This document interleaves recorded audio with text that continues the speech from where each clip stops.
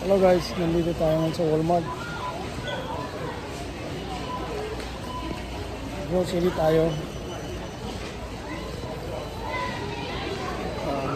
Pero marami pang nakapila doon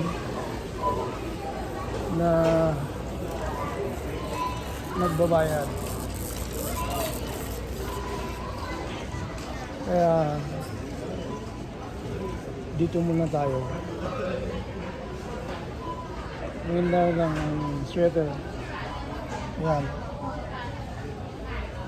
Ang presyo.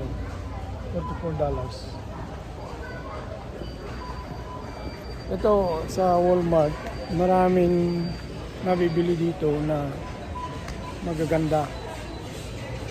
Tingnan nyo sa likod ko.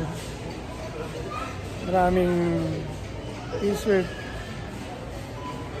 at iba pang mga klase ng damit dyan. Ang babae at ang lalaki. Sa likod ko din dyan ay mga drinks, mga card, gamot at iba pang mga kailangan nating bilhin. Doon din sa likod ko, sa dulo, ay mga groceries, food items, pagkain, frozen at mga meats at dairies. Doon banda. Kaya napakaganda dito sa Walmart na grocery. Dito kasi mas mura kaysa sa mga mas maliliit na grocery stores. Kaya mas maraming pupunta dito na tao. Kaya kung tinitingnan nyo doon, maraming tao doon. Nakapila, nagbabayad na. Kaya sa mga nandito sa Canada, mas maganda kung dito kayo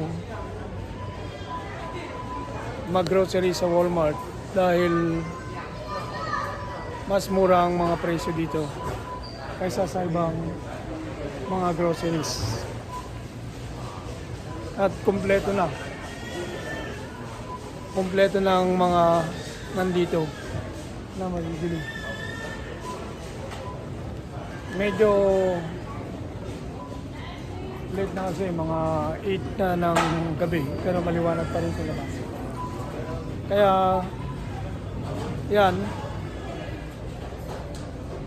medyo kumunti na ng tao. Hindi tulad ng pag umaga, tanghali. Napakaraming tao dito. Busy. Ayan guys. Pag-like lang ang video nito. Maraming salamat sa inyong panonood.